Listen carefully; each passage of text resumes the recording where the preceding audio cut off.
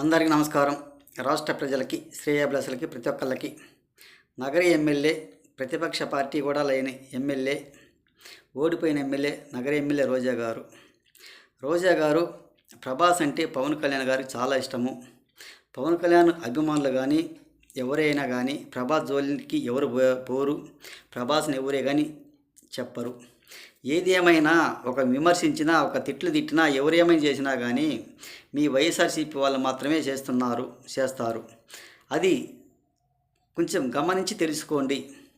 మీ YSRCP Paytm batch కొంతమంది ఉంటారన్నమాట.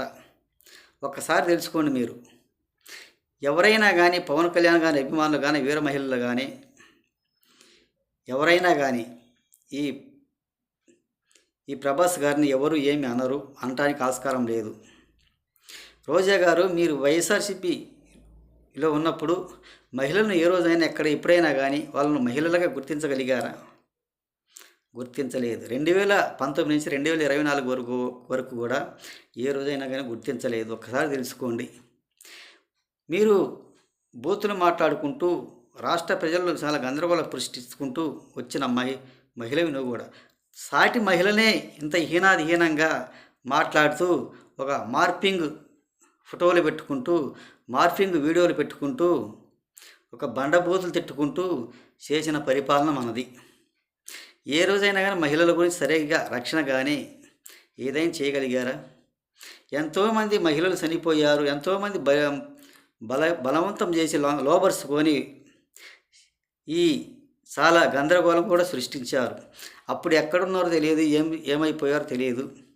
ఎప్పుడైనా గందరగోళం చేయటానికి వస్తారు. దేనికి వచ్చిన బాధ? ఇప్పుడు దాకా ఎలాగైతే ఉన్నారో అలాగే సైలెంట్గా మౌనంగా ఉంటే సరిపోతుంది కదా. ఎందుకు నేను వస్తే రోడ్డు ఎక్కుతాను, గందరగోళం సృష్టిస్తాను అంటారు. ఎవరు ఆహ్వానిస్తుందని రాష్ట్ర ప్రజలు ఎవరే కానీ రమ్మంటం లేదు. ఒకసారి తెలుసుకోండి. మీరు అధికారంలో ఉన్నప్పుడే ఏమేమి చేశారు? బస్సు యాత్ర అన్నారు, తుస్సన్నది. గోడల స్టిక్కర్లు అన్నారు, అవి పీకి పారేశారు. రాష్ట్ర ప్రజలలోకి వెళ్ళారు, అల్లి వద్దని బహిష్కరించారు.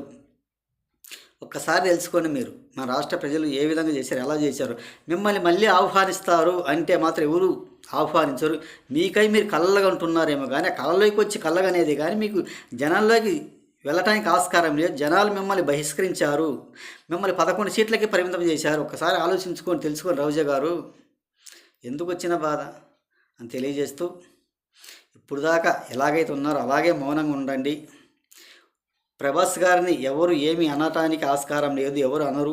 ఒకవేళ అన్నా కానీ మీ వైఎస్ఆర్సీపీ పేటీఎం బ్యాచ్ మాత్రమేను. ఈ జన సైనికులు కానీ వీర మహిళలు కానీ ఎవరే కానీ అనటానికి ఆస్కారం లేదు, అనరు కూడా. ఒకసారి తెలుసుకోండి రోజా గారు అని తెలియజేస్తూ తెలుగు రాష్ట్రాల ప్రజలకి ప్రతి ఒక్కళ్ళకి హృదయపూర్వక ధన్యవాదాలు.